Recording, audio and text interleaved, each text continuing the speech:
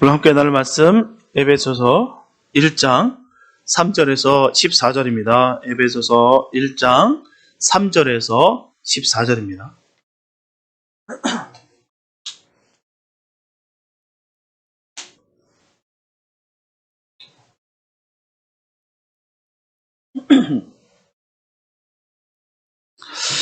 에베소서 1장 3절에서 14절 말씀입니다. 주님의 귀한 말씀 봉독해 올려드립니다. 찬송하리로다. 하나님 곧 우리 주 예수 그리스도의 아버지께서 그리스도 안에서 하늘에 속한 모든 신령한 복으로 우리에게 복 주시되 곧 창세전에 그리스도 안에서 우리를 택하사 우리로 사랑 안에서 그 앞에 거룩하고 흠이 없게 하시려고 그 기쁘신 뜻대로 우리를 예정하사 예수 그리스도로 말미암아 자기의 아들들이 되게 하셨으니 이는 그의 사랑하는 자 안에서 우리에게 거저 주시는 바 그의 은혜의 영광을 찬미하게 하려는 것이라.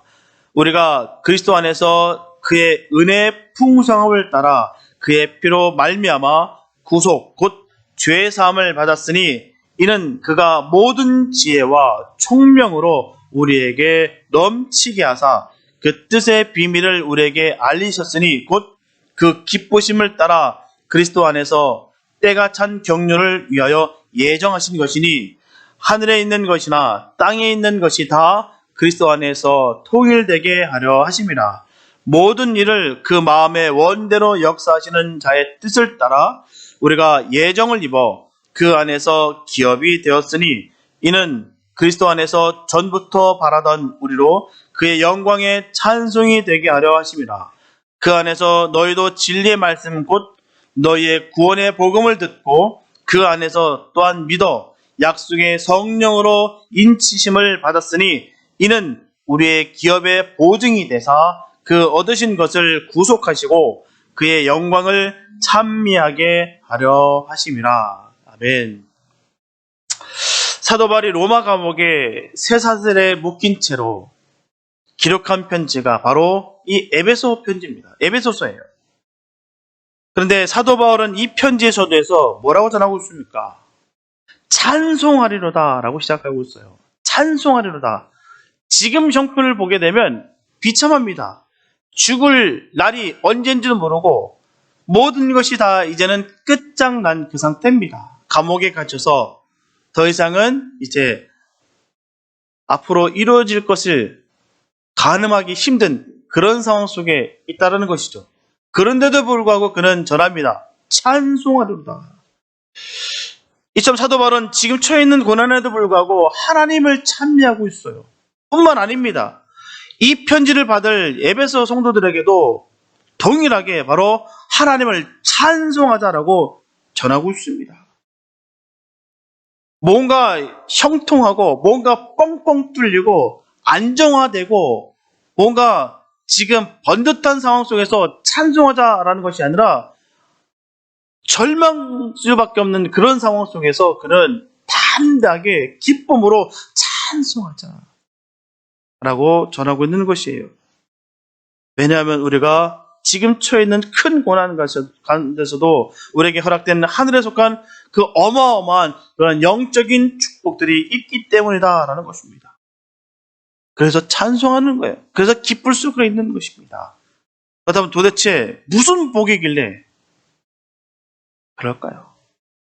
세상에 많은 사람들은 내 가정만 잘 먹고 잘 살면서 부귀 영화를 누리는 것이 복이다라고 생각할 것입니다. 하지만 성경에서 말하는 복은 다르다는 거예요. 이 땅에서 부귀 영화를 누리는 세속적인 복이 아니라 신령한 복에 대해서 말씀하고 있습니다. 그 복은 세상에 있는 것이 아니라 하늘에 속해 있다는 것입니다. 그럼 저와 여러분들이 사모해야 되는 바로 하늘에 속한 신령한 복은 어떤 것이겠습니까? 오늘 말씀을 통해서 이 신령한 복을 깨닫는 그리고 그 복을 누리는 은혜가 있게 되시기를 바랍니다. 첫째, 신령한 복은 하나님의 택하심을 받는 것이에요. 사도 바울은 본문에서 하늘에 속한 모든 신령한 복에 대해 설명하면서 무엇보다도 먼저 본문 4절에서 창세전에 그리스도 안에서 우리를 택하신 것과 본문 5절에서 전하고 있듯이 그 기쁘신 뜻대로 우리를 예정한 것에 대하여 언급하고 있습니다. 여기서 택하사나 예정하사라는 이 두 말은 같은 뜻입니다. 같은 말이에요. 택하사, 예정하사. 같은 말입니다. 그런데도 불구하고 사도 바울이 이 말을 거듭해서 쓴 것은 그만큼 이 선택받은 은혜가 감격스럽고 중요하기 때문입니다. 이처럼 하나님의 선택이라는 것은 하나님의 선하신 기쁨을 따라서 예수 그리스도를 통해 영생이를 어떤 사람들을 온 인류 가운데서 택하신 것입니다. 뽑으신 거예요.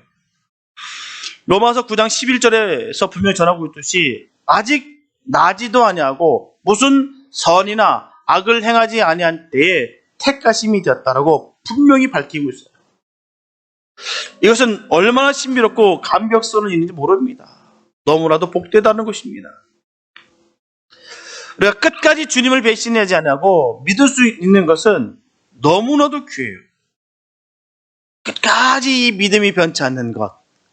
내가 주님을 만나는 그날까지 내가 결코 주님을 배신하지 아니하고 이 믿음을 반드시 지킬 수 있다는 것. 너무나 귀합니다. 왜 그럴까요? 많은 사람들이 끝까지 신앙을 지키지 못한다는 거예요. 그게 너무나도 안타깝습니다. 분명히 성령의 역사를 맛봤고 주님의 크고 놀라신 그 사랑을 누렸으면서도 불구하고 그 믿음을 끝까지 지키지 못하고 세상으로 달려간 사람들이 너무나도 많습니다. 오로지 선택을 받은 사람만이 끝까지 믿음을 지킬 수가 있다는 거예요.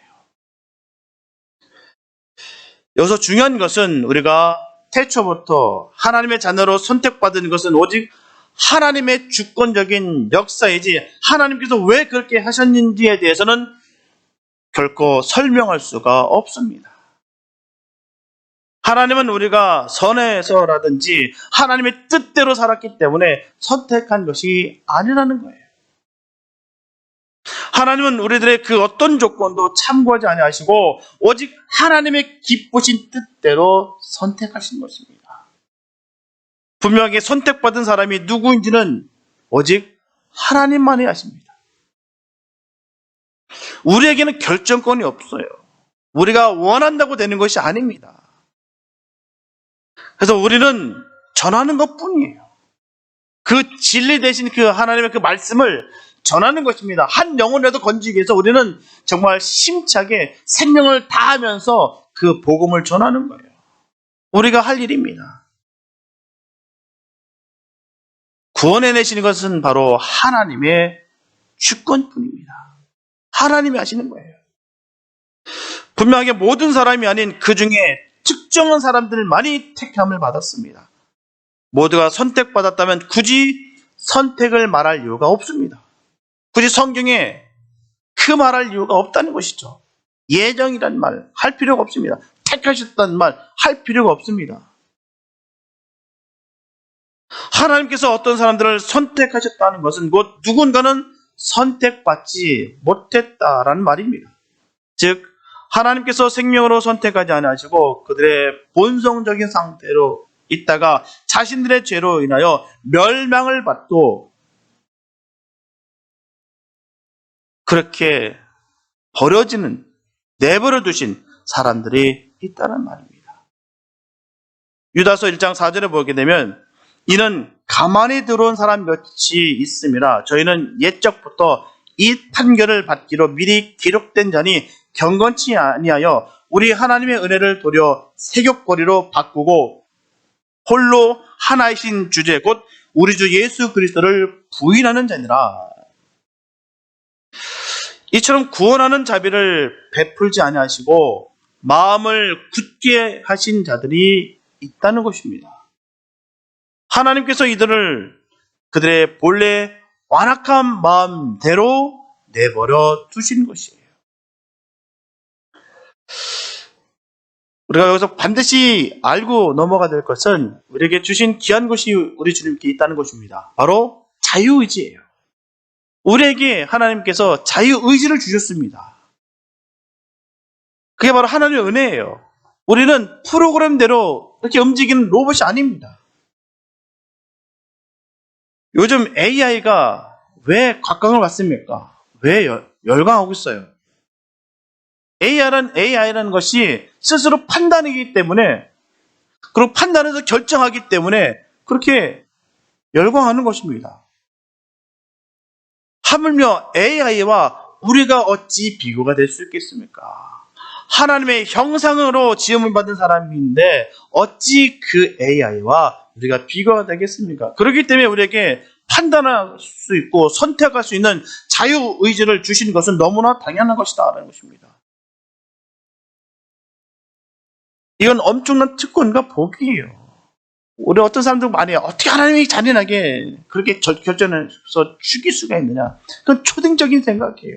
우리가 선택할 수 있는 주님께서 그 자유의지를 주셨다니까요. 그래서 우리는 기억해야 될 것은, 깨달아야 될 것은 바로 하나님의 본심은 어디 있느냐.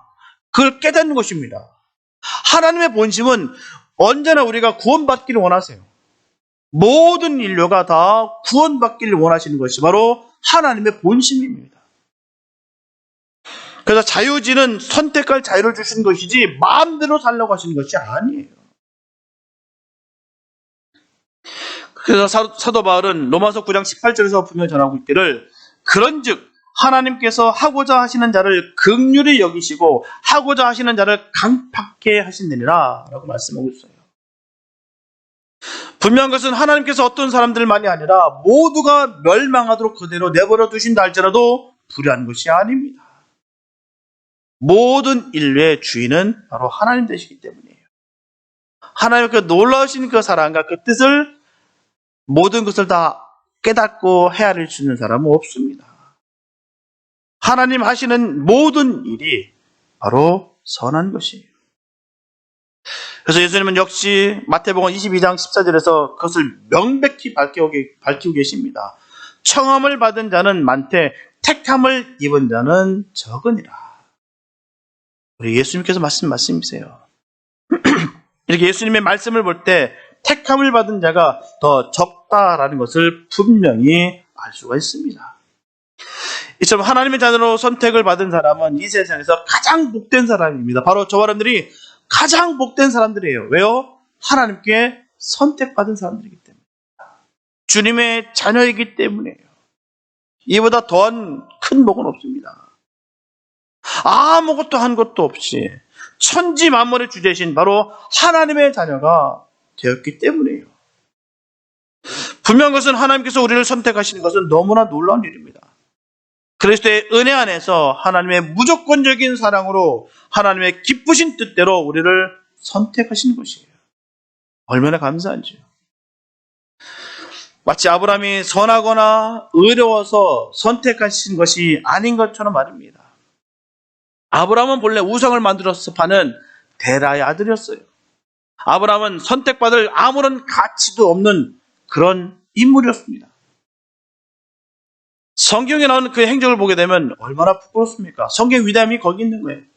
민낯 그대로 다 기록되어 있습니다. 멋있는 것, 화려한 것만 딱 기록되는 것이 아니라 그 모든 과정, 행적들을 그대로 다 기록되어 있다는 것이죠. 왜냐고요? 이 모습이 바로 저와 여러분들의 모습이기 때문입니다. 그것을 보고서 우리가 깨달으라는 것이에요. 그 부끄러운 모습들이 여실하게 그대로 성경에 기록되어 있습니다. 믿음의 조상이라고 할 수가 없어요. 아브라함이나 그 행적을 볼 때는 결코 그 인물은 믿음의 조상이라 할 수가 없을 정도로 그렇게 형편없는 사람이었습니다. 일반 사람들보다도 훨씬 못 미치는 그런 사람이었어요. 인격적인 면에서나 뭐로 보나 여러 가지 말입니다. 그러나 하나님은 그를 선택하셔서 믿음의 조상으로 삼으시고 크게 축복하셨습니다. 고린도전서 1장 26절에서 28절에서 사도 바울은 전합니다.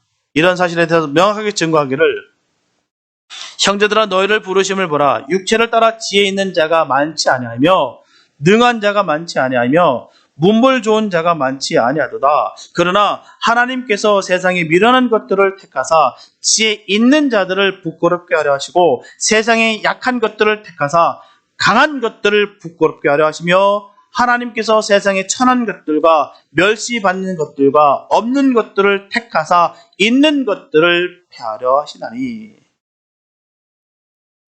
이렇게 하나님의 선택은 놀라운 것입니다. 우리들도 하나님의 선택을 받았어요. 이것이 이 세상에서 가장 큰 신령한 축복입니다. 하나님의 선택을 받은 것은 부귀 영화를 누리게 하기 위한 것이 아니라 라는 그 사실을 분명히 오늘 본문은 전하고 있습니다. 세상에서 흥청망청 살기 위해서, 세상에서 뻐기기 위해서 그렇게 살라는 것이 아니다라고 분명히 전하고 있습니다. 우리를 선택하신 그 이유는 그 앞에 거룩하고 흠이 없게 하시라고, 또한 찬미하게 하시라고 선택하신 거예요. 우리의 선택감은 거기 있습니다. 우리같이 천한 것들을 거룩하고 흠없게 하시고 하나님을 찬미할 수 있게 하시려는 것이 바로 하나님의 목적입니다. 우리는 우리의 삶을 통해서 그 무엇보다도 하나님을 찬양해야 될 줄 믿습니다. 살아 역사하시는 주님만을 높여드려야 되는 거예요. 이제는 세상 일에만 몰두하지 마시고 주님의 나라를 위해서 수고와 봉사를 해야 됩니다. 우리의 전 인생을 주님을 위해 바쳐야 됩니다. 그만한 이유와 가치가 있습니다. 저와 여러분들을 주님이 선택하셨기 때문이에요. 영원히 멸망을 받을 수밖에 없는 저희들을 뽑아내 주시고 하나님의 자녀를 삼아 주신 것입니다. 그 사랑이 얼마나 큰지요. 이 세상에 가장 큰 신령한 축복을 받고 은혜를 입은 자의 마땅한 도리일 것입니다. 신령한 축복을 받은 우리가 그 축복을 누리며 전하는 복된 삶이 되시기를 예수님의 이름으로 축복합니다. 둘째, 신령한 복은 예수 그리스도의 보혈로 속죄함을 입는 것이에요. 본문에서 전하고 있듯이 하나님께서 우리를 택하시되 그리스도 안에서 택하셨다라고 했어요. 그리스도 안에서. 이것은 곧 주님께서 십자가에서 피 흘리시고 죽어주신 공로로 우리가 선택을 받았다는 것입니다.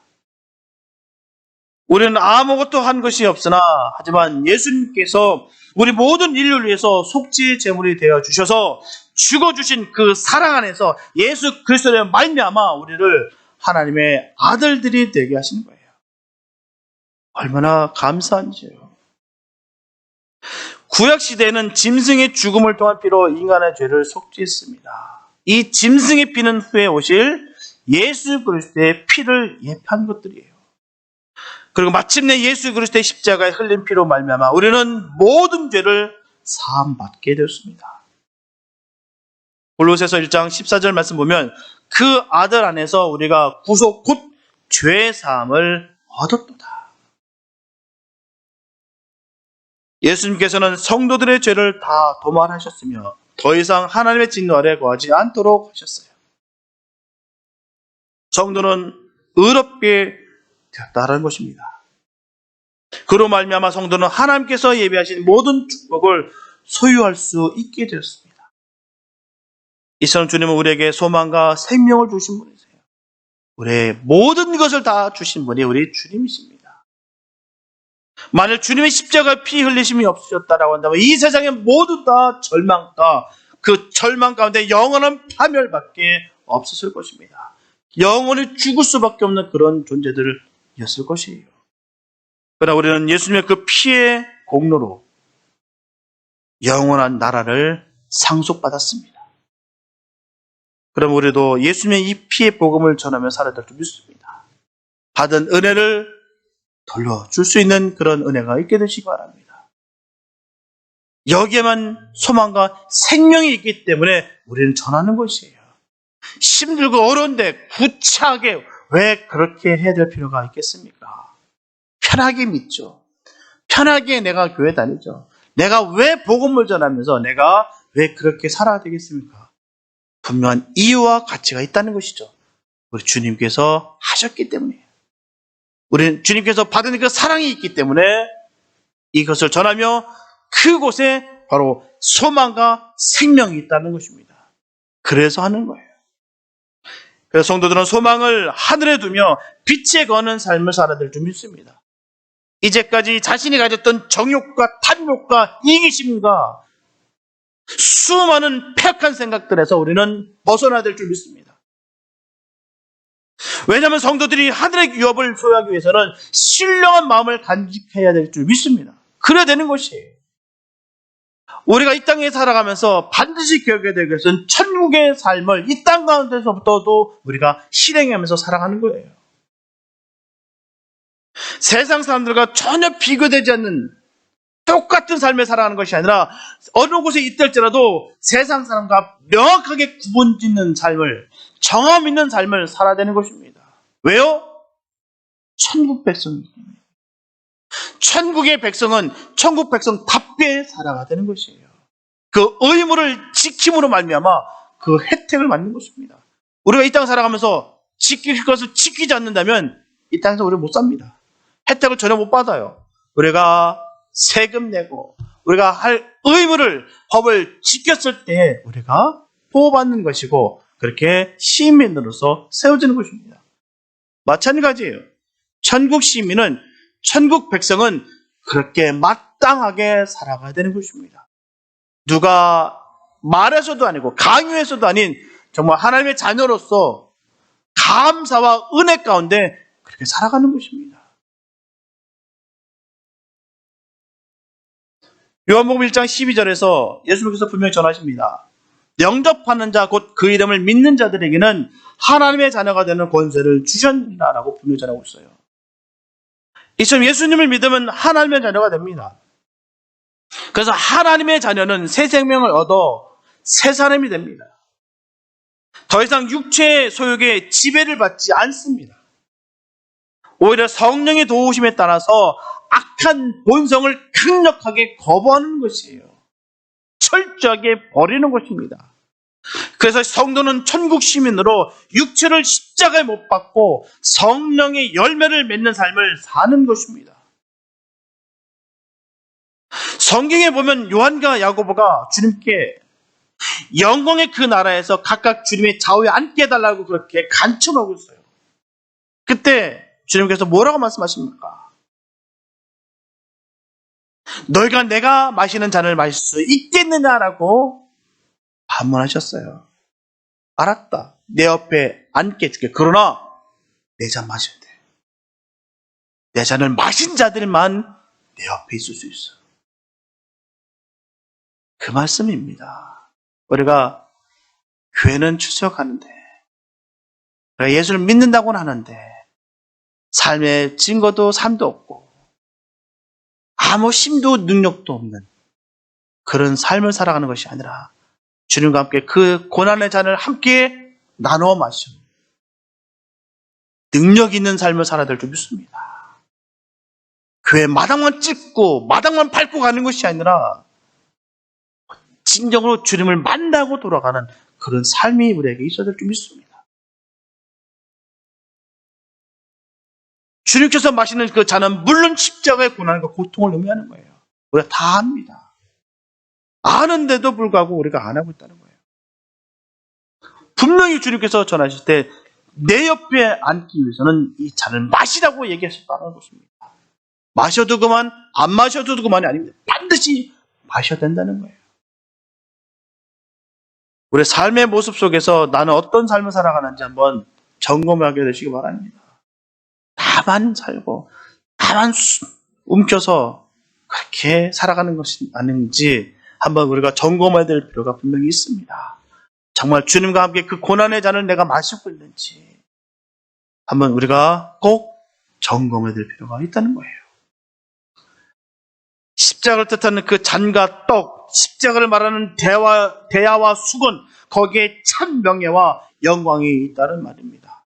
그러므로 대야와 수건을 들고 주님이 마신 그 잔을 마시는 것이 가장 큰 복된 삶입니다. 제자들이 부활과 하늘나라에 대한 큰 소망과 기쁨을 가졌던 것처럼 성도는 어떤 환경에 놓여 있다 할지라도 찬란한 부활과 하늘나라에 대한 소망만 있다면 언제라도 기뻐하며 찬송할 수가 있습니다.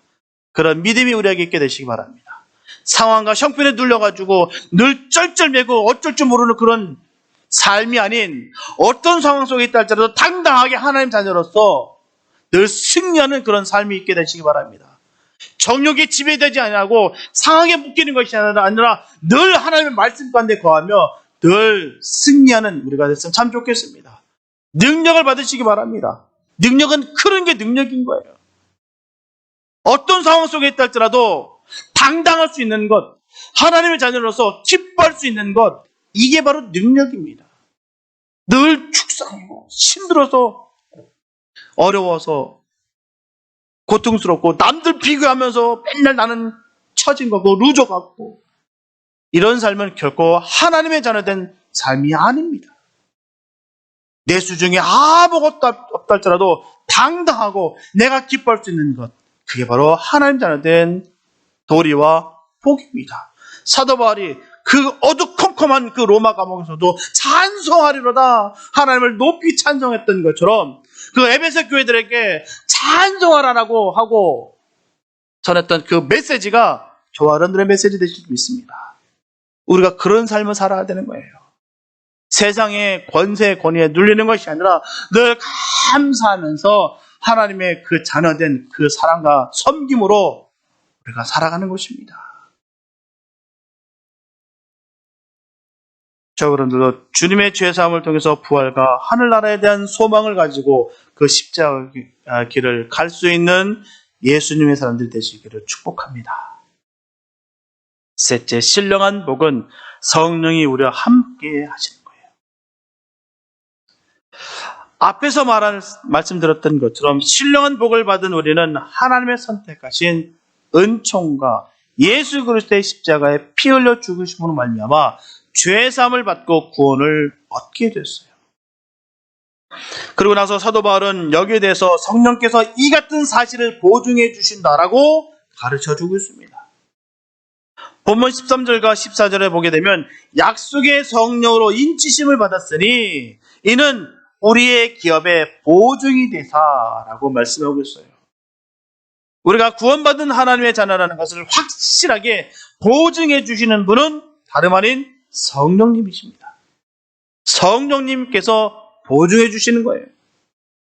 다른 사람이, 내가 친밀한 사람이, 내가 훌륭한 사람이 보증한다고 해서 되는 것이 아닙니다. 바로 성령께서 보증해 주셔야 진정한 보증이 되는 거예요. 성령은 우리가 예수를 믿을 때 이미 우리에게 강림하셔서 우리 마음속에 내주하시고 우리가 하나님의 자녀인 것을 증거해 주십니다. 그래서 로마서 8장 16절에 보게 되면 성령이 친히 우리 영으로 더불어 우리가 하나님의 자녀인 것을 증거하시나니 라고 하였고요.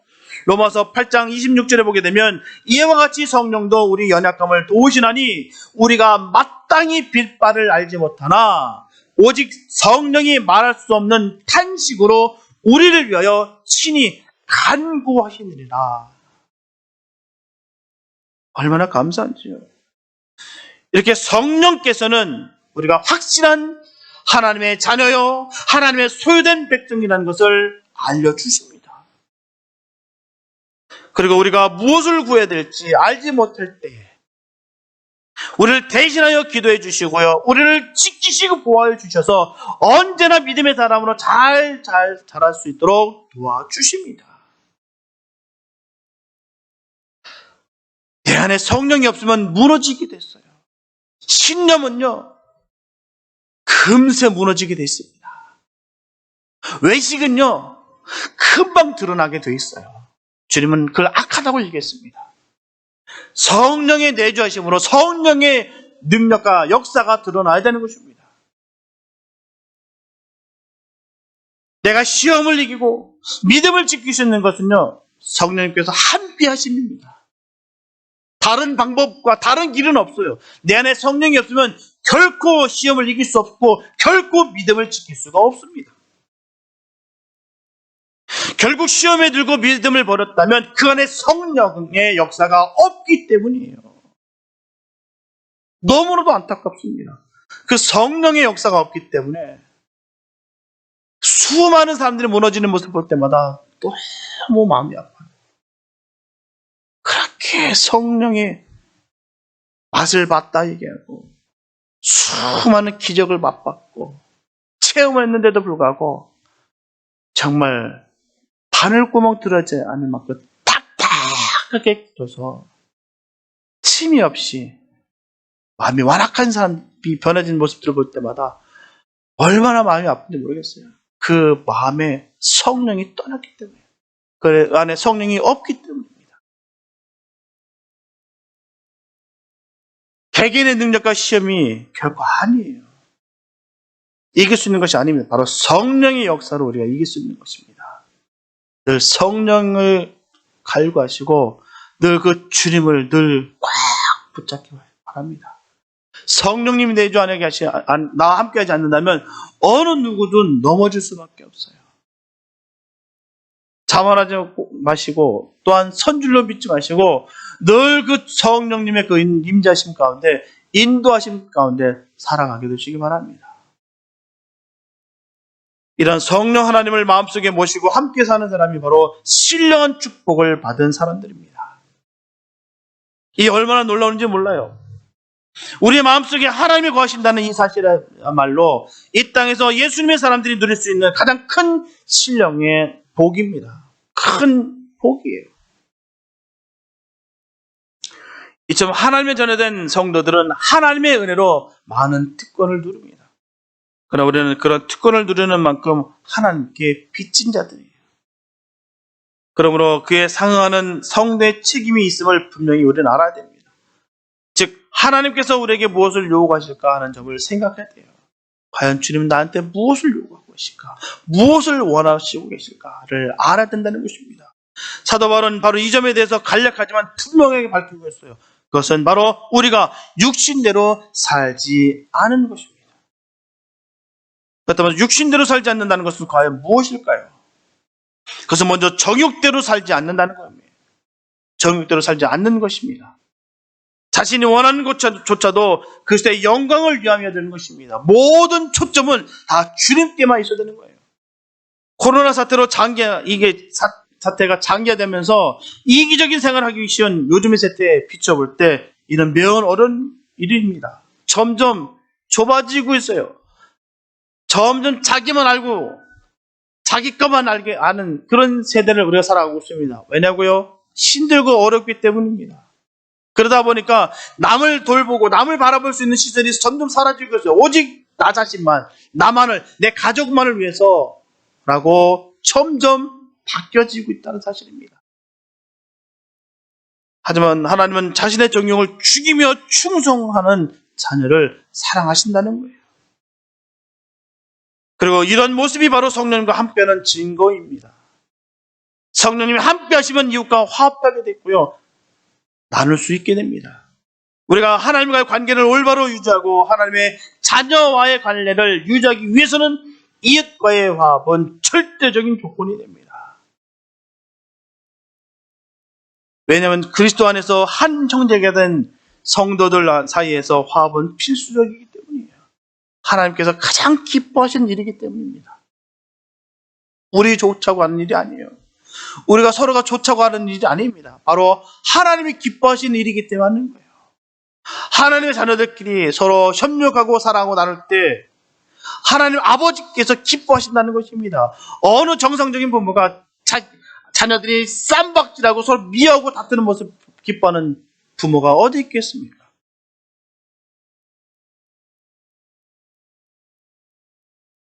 이를 행하기 위해서는 사랑이 요구되는 것입니다. 우리 힘으로는 이웃을 아니면 때로는 나에게 해를 주는 사람을 절대로 사랑할 수가 없습니다. 아니 우리 속에 성령이 내주하셔서 나를 주관하시기에 그것이 가능한 것이에요.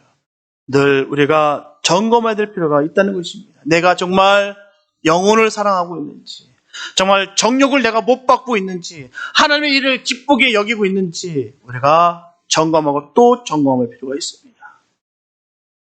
내가 말씀을 읽는데도 불구하고 아무런 감흥이 없고, 내가 기도를 하는데도 불구하고 아무런 주님과의 그런 교감을 느끼지 못하고, 찬송을 부르는데도 불구하고 내 마음속에 기쁨이 없고, 탁탁하게 기계적으로 내가 부르고 있다고 한다면 내 스스로 의심해야 될 필요가 있습니다. 내 안에 성령의 역사가 하고 있는지. 내 안에 성령의 역사가 있다면 반드시 반응이 옵니다. 내가 사랑할 수 있고, 기도할 때마다 주님의 마음을 깨닫게 되며, 찬송을 부를 때마다 그 기쁨이 나를 덮친다는 거예요. 그래서 믿음이 견고하게 세워지는 것입니다. 이게 바로 믿음의 사람들의 모습이에요. 내가 했다는 것이 아니라 주님께서 이루셨다는 것을 깨닫는 것. 그것이 바로 성령에 붙잡히 받은 사람의 복된 모습입니다.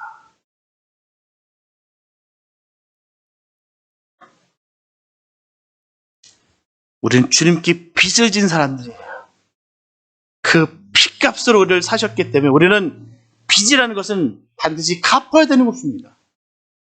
저와 여러분들은 우리를 택하시고 예정하신 그 주님의 놀라신 사랑을 늘 기억하시면서 감사로 그 책임을 다하여 주님의 신령한 복을 받는 자들의 증거가 나타나게 될 수 있도록 애써 힘쓰는 복된 사람들이 되시기를 축복합니다.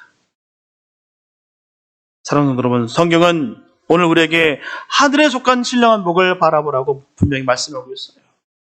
만일 저와 여러분들이 하나님께서 우리를 자녀 삼으신 복과 예수님께서 우리를 속량해 주신 복과 그리고 성령님께서 우리를 인치시고 내주시는 복을 굳게 붙잡고 확신 가운데 그 복을 즐거워하며 기쁨으로 살아간다면 우리는 매 순간 어떤 순간일지라도 우리는 감사, 기쁨이 넘칠 수가 있습니다. 우리는 늘 점검해야 되는 거예요. 내가 이 말씀들 다 아는 말씀들이니까, 내가 기도하는 게 얼마나 많은데, 지금까지 영적인 체험 내가 받은 게 얼마나 많은데 거기에 있는 것이 아니에요. 내 안에 이 기쁨이 있는지,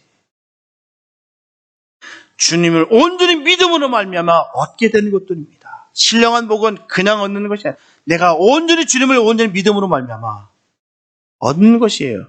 믿음은 여기서 확인이 되는 거예요. 믿음 좋은 사람 바로 여기 있는 거예요. 뭐든지 할렐루야 감사함으로 내 주님의 일들을 감당하는 것. 딱 물어보면 알아요. 예전에 했었던 일들 물어보면 딱 믿음의 사람들 말은 딱 나옵니다. 난 한 게 없어요. 그게 정답인 거예요.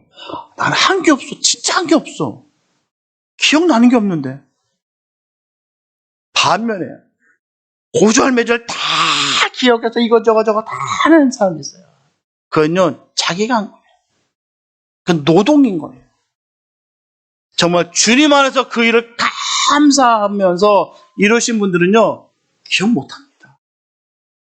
그 일이 마땅한 것이었고요. 그 일이 기뻤거든요. 정말 믿음의 사람들은요 거리가 멀다고 교회 멀다 작다 그런 얘기 안 합니다. 왜요? 교회 가는 게 마땅하니까.